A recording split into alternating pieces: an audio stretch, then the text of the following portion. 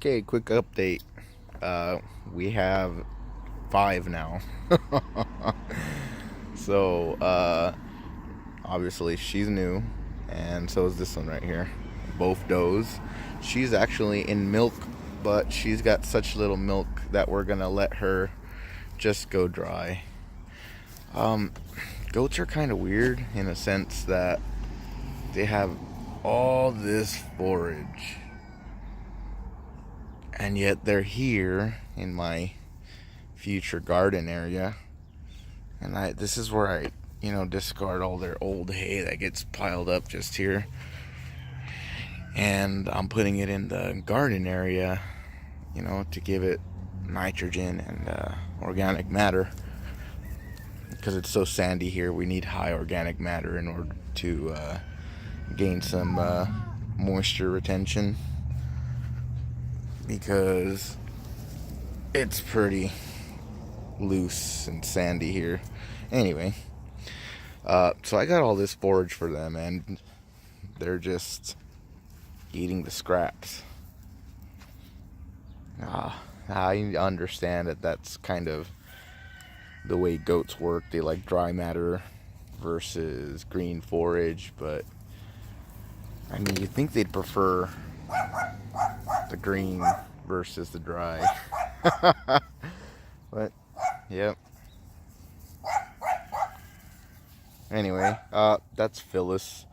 She's the one just laying down. She's super cool. She's about 4 years old, and she's just awesome. I loved her. I still do. So she will be bred this year, and then we will see how it goes from there. Probably just breed her a couple more years, and then just see what happens, kind of retire her. But this is a farm, so I am kind of, it's gonna be a farm, so I gotta make them work, unfortunately. So she's got a couple years, and we'll see. She's got to pay her dues, but she's such a sweetheart. Such a sweetheart.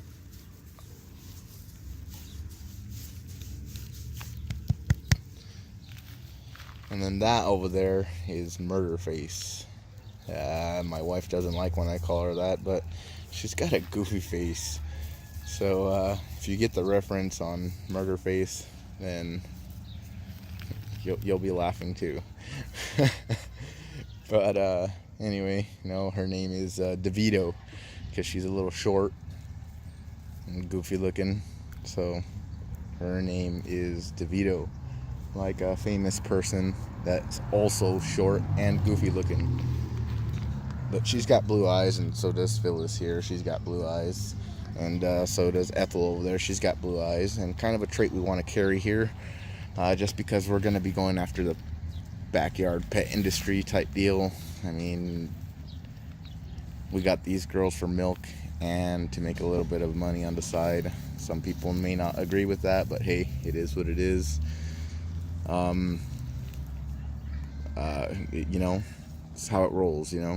We're not gonna mark them super low and dirt cheap so anybody could get them, and they won't take care of them. They'll kind of be a little bit on the higher end. That's why we're getting quality animals with quality features. That way we'll have some discretion on who buys them and whatnot, make sure they're educated. But anyway, enough of that. A little bit of an update. The creek went down. Fencing is ordered. I got my T-posts, but I have not got my actual wire fencing in yet. But the T-posts are in, and I will show them in another video. But the creek has receded for now. No more rain. Had about a week with no rain, which is excellent. And I'm gonna have to unfortunately knock all this forage down, because we got a lot of seed heads, and it's not exactly desirable forage out here. So I'm gonna knock out the seed heads. That way I could reduce the seed load on the ground for next year, and then overseed in the early summer. Maybe not early summer, maybe fall. I don't know. We'll see how it goes. If it's a hot year, no way. I can't afford the water to keep all this green and throughout, so it might be fall, but we'll see. I mean, if it stays in the high 90s, it'll be okay, but once it cracks 100 degrees, there's no way. I mean, you irrigate and a couple hours later it's dry. It's like 110 all day, and it's just gross. Not ideal. But anyway, so we'll see. We'll kind of see how it goes and go from there. Anyway, just a quick little update. Thanks for watching.